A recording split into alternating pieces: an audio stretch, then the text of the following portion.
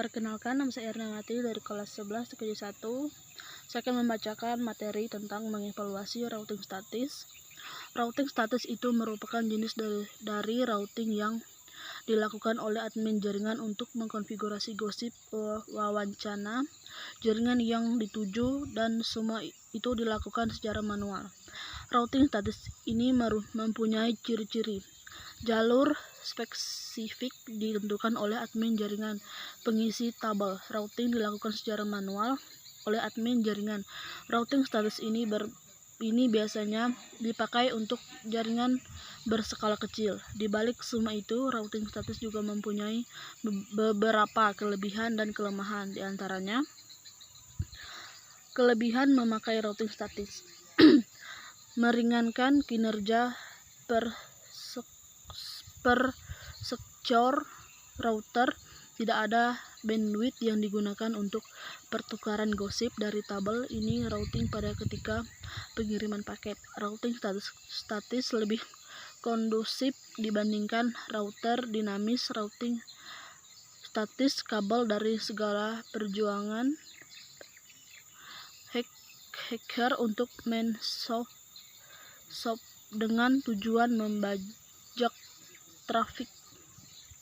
Kelemahan memakai routing statis: administrator jaringan harus mengetahui semua gosip dari masing-masing router yang digunakan. Hanya sanggup dipakai untuk jaringan berskala kecil.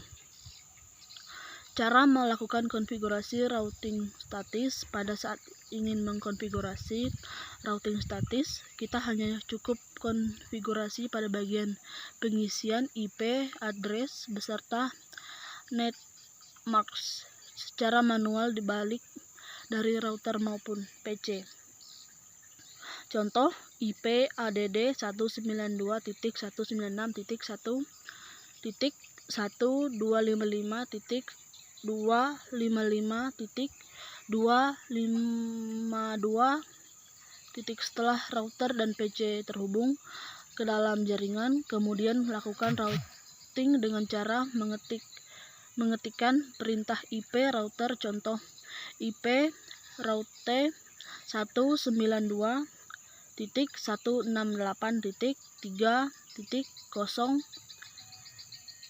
jarak